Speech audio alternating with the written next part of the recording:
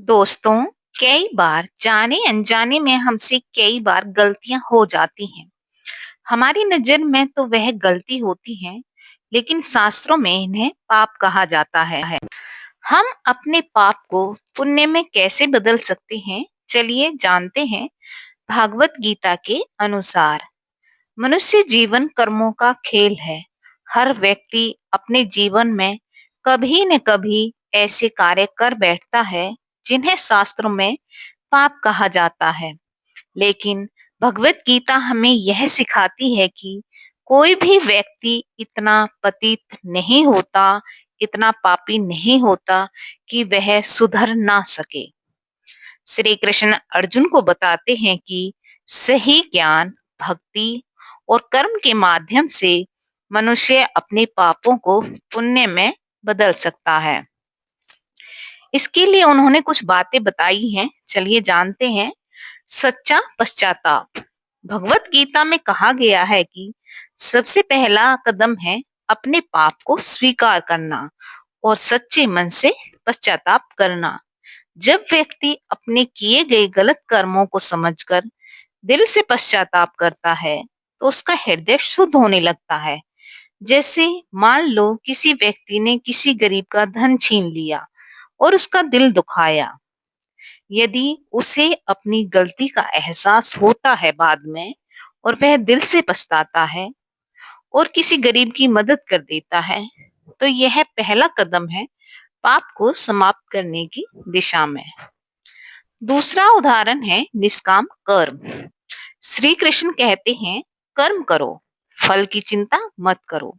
जब व्यक्ति स्वार्थ छोड़कर दूसरों के हित में कार्य करता है, दूसरों की मदद करता है, तो उसके पाप धीरे धीरे पुण्य में बदलने लगते हैं। जैसे मान लो यदि किसी व्यक्ति ने पहले लोगों को धोखा देकर पैसा कमाया, लेकिन बाद में उसी धन का उसने गरीबों की सहायता के लिए उपयोग किया और आगे ईमानदारी से काम करता है, तो उसका कर्म जो है वो पुण्य में बदल जाता है। नंबर 3 है भक्ति और भगवान का स्मरण। गीता में भक्ति को बहुत महत्व बताया गया है। श्री कृष्ण कहते हैं, जो व्यक्ति सच्चे मन से भगवान की शरण में आता है, उसके सभी पाप नष्ट हो जाते हैं। जैसे कि यदि कोई व्यक्ति बहुत बड़ा पापी है और फिर वो मनुष्य भगवान की शरण में आता है, भगवान की भजन करता है, तो वह भी साधु के समान हो जाता है। जैसे आपने वाल्मीकि जी के बारे में सुना होगा। वाल्मीकि जी की पहले डाकू थे, लेकिन भगवान का नाम जपने से वे महान ऋषि बन गए और उन्होंने रामायण की रचना की। तो इस तरह से भगवान का जाप करने और भगवान की शरण में जाने से हमारे पाप पुण्य में बदल जाते हैं। नंबर 4 है ज्ञान का प्रकाश। अज्ञान ही पाप का मूल कारण है। यानी जब तक मनुष्य को अज्ञान रहता है, उसे पता ही नहीं चलता है कि पाप क्या है, पुण्य क्या है। जब व्यक्ति को सही और गलत का ज्ञान होता है, तो वह पाप करना छोड़ देता है। श्री कृष्ण कहते हैं, ज्ञान अग्नि के समान है जो सभी पापों को जला देता है।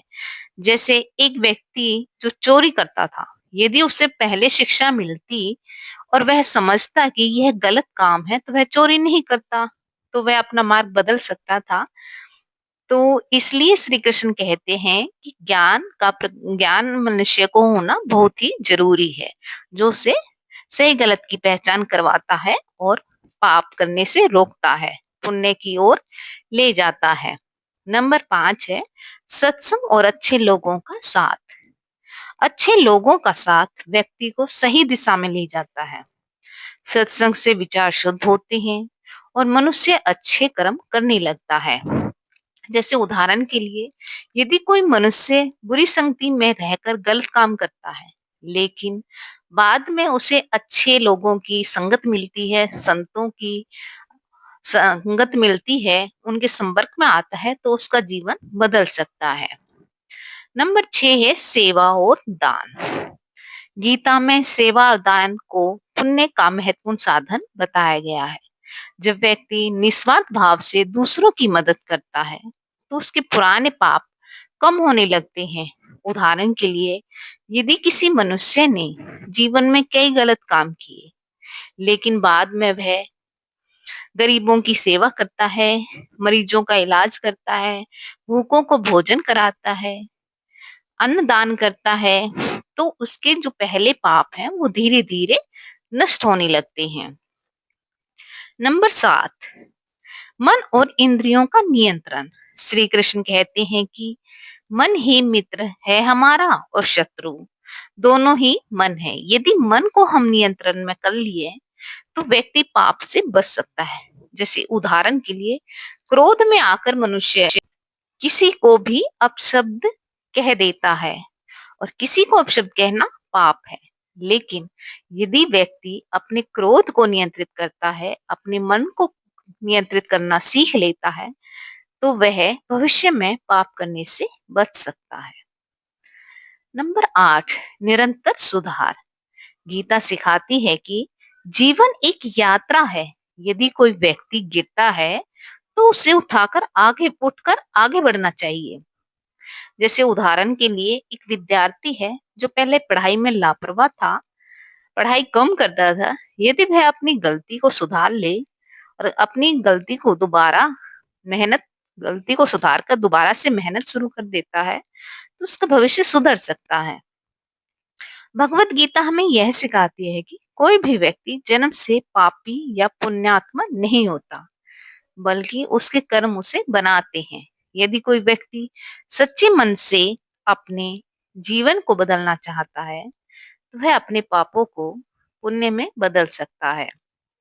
इसके लिए मनुष्य को चाहिए कि वह सच्चे मन से पश्चाताप करे, अपनी गलतियों को सुधारे, आगे बढ़े, निष्काम कर्म करे, दूसरों की सहायता करे, बिना किसी मतलब के, बिना किसी फल की इच्छा के वो दूसरों की मदद करे, दान करे, लोगों की सेवा करे और भगवान की भक्ति करे, मंत्र जाप करे, मन में भगवान का हमेशा स्मरण रखे और सही ज्ञान अर्जित करे। अगर वह सही ज्ञान अर्जित करता है तो उसे पता चल जाता है कि क्या अच्छा है, क्या बुरा है।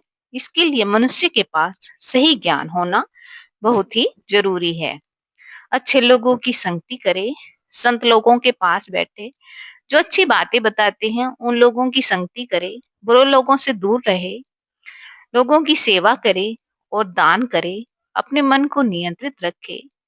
तो ऐसे मनुष्य अपने पापों को कम कर सकता है और अपने पापों को पुण्य में बदल सकता है। अंत में श्री कृष्ण का यह संदेश बहुत ही महत्वपूर्ण है। जो मेरी शरण में आता है, मैं उसे सभी पापों से मुक्त कर देता हूँ। यानी श्री कृष्ण जी कहती हैं कि जो मनुष्य सभी चीजों को छोड़कर मेरी शरण में आ जाता है, मैं उसके सभी पापों से मुक्त कर देता हूँ।